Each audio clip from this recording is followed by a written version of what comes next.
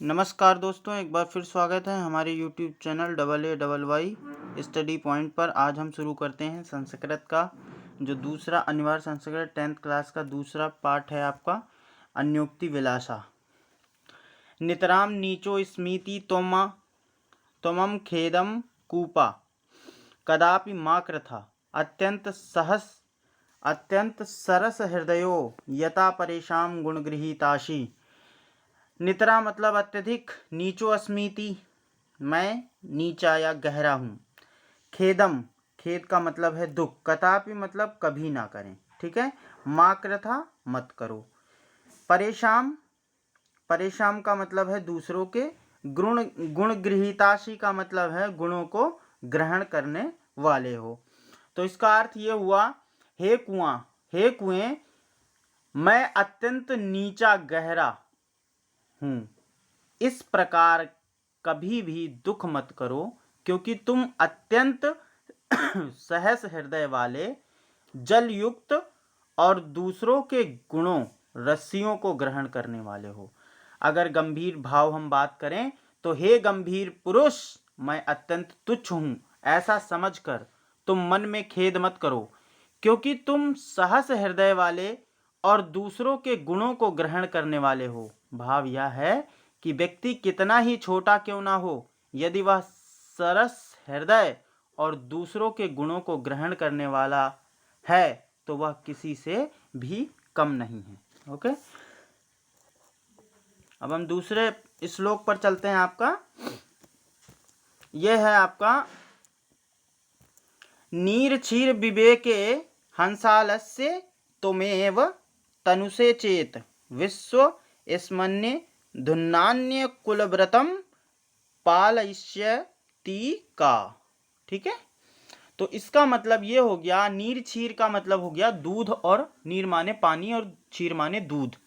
ठीक है, नीर माने पानी और क्षीर माने दूध हो गया। हंसालस्य हंस और आलस्य, हंस अगर आलस करेगा, ठीक है, तो तनुसो माने होता है करते हैं।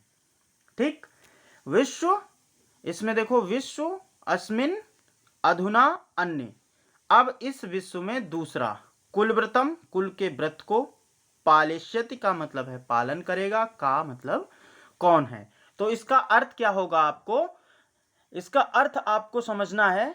हे हंस यदि तुम ही दूध और पानी को अलग करने में आलस्य करोगे तो इस संसार में दूसरा कौन अपने कुल की मर्यादा का पालन करेगा।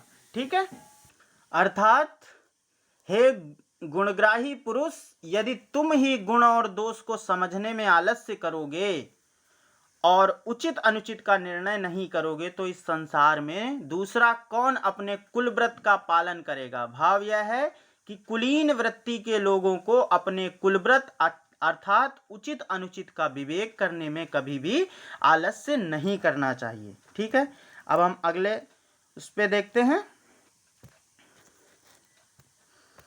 यह है आपका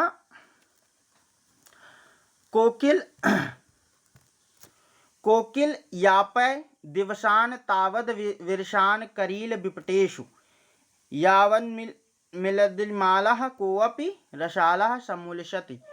यापय का मतलब है बताओ, विरशान मतलब नीरस, करील विपटेश मतलब करील के पेड़ों पर कांटेदार, यावद मिलद अलिमालः जब तक भंवरों की पंक्ति से युक्त, अलिमाला भंवरों की पंक्ति से युक्त, रसाल माने आम, सम्मुलिशत का मतलब सुशोभित होता है।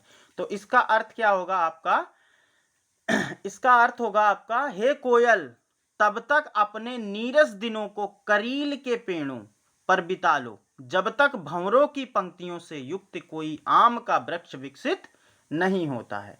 अर्थात कहने का मतलब यह है, हे विद्वान पुरुष तब तक अपने विपत्ति के दिनों को किसी भी प्रकार बिता लो जब तक कि तुम किसी के गुण ग्राही व्यक्ति का आश्रय नहीं मिलता, अर्थात तुम्हें तुम्हारे अच्छे दिन नहीं आते, आपके अच्छे दिन अवश्य आएंगे।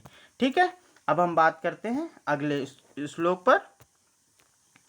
रे चातक सावधान मनसा मित्र क्षणम श्रूयताम अंबोधा बहवो ही सन्ति गगने सर्वे अपि नैतादृशा केचिद् वृष्टि विराद्रयन्ति वसुधाम गर्जन्ति केचिद् वृथा यम यम पश्यति तस्य तस्य पुरतो माँ ब्रूहि दीन वचा।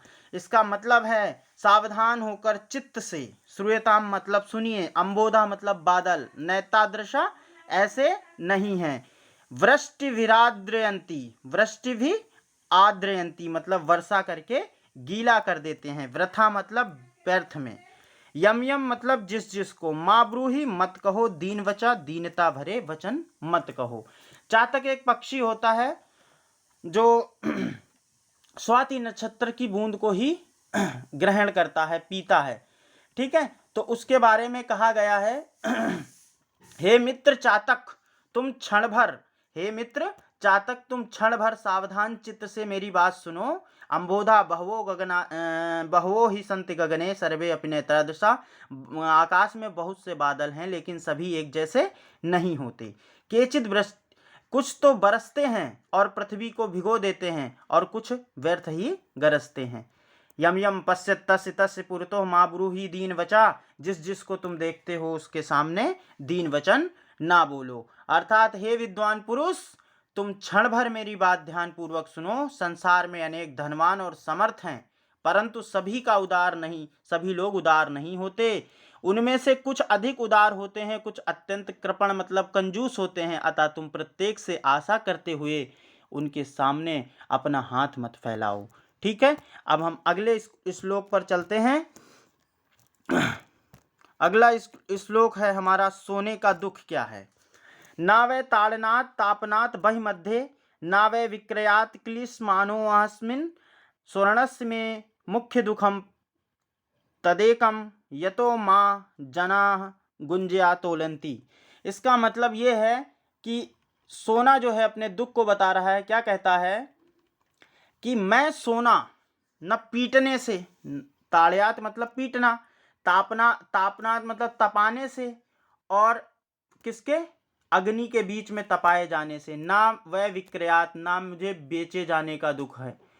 ठीक है, क्लिश मानो मुझे तो सिर्फ एक ही दुख है, क्या, स्वर्णस्य में मुख्यम, सोने का केवल मुख्य दुख यही है कि लोग उसे रत्ती से तोलते हैं। मुझे रत्ती से तोलते हैं। रत्ती को हम गुंगची बोलते हैं। गुंगची हमारी रेड कलर की होती है, उसका मुंह काला होता है, वो बहुत छोटी होती है। इसलिए जो ये है सोना है, इसे दुख है कि लोग मेरी जो तुलना है बहुत तुच्छ चीज़ों से करते हैं। ठीक है, भावार्थ हम अगर देखें तो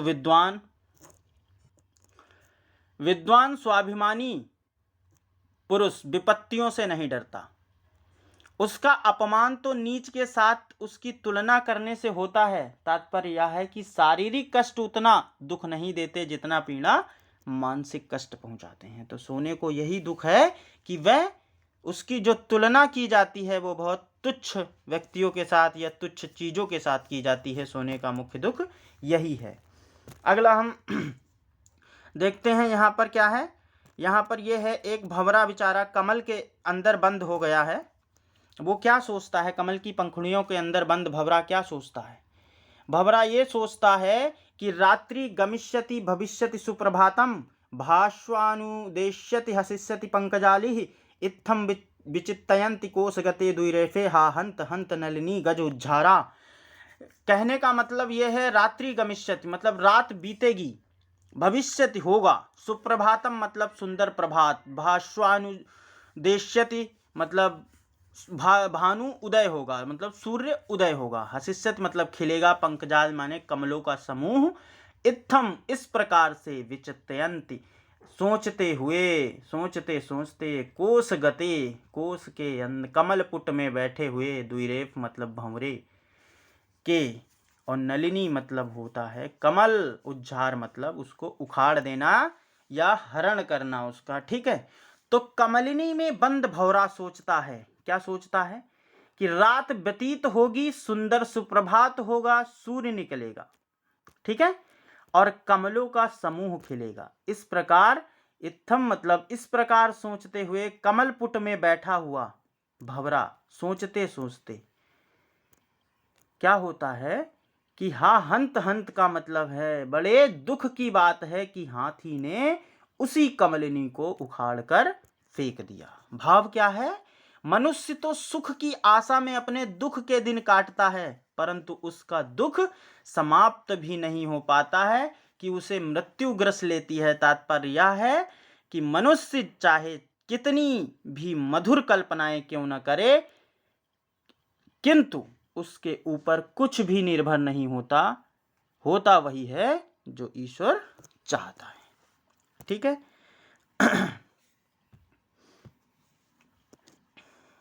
अब थोड़े से इसके प्रश्नोत्तर हैं, उन्हें देख लेते हैं जो इंपॉर्टेंट हैं आपके। कूपः किमर्थम दुखम अनुभवति, जो कुआं है उसको किसका दुख होता है?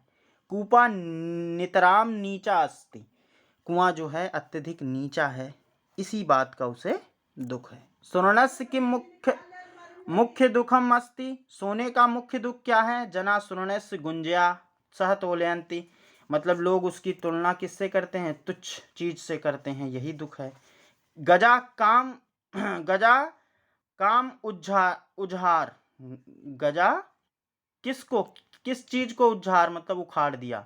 नलिनीम, गजा नलिनीम उज्झार, नलिनी मतलब कमल को उसने उखाड़ दिया। धन्यवाद दोस्तों। अगर वीडियो आपको पसंद आता है तो लाइक करें, सब्सक्राइब करें और शेयर करें। धन्यवाद। आज के लिए इतना काफ़ी है।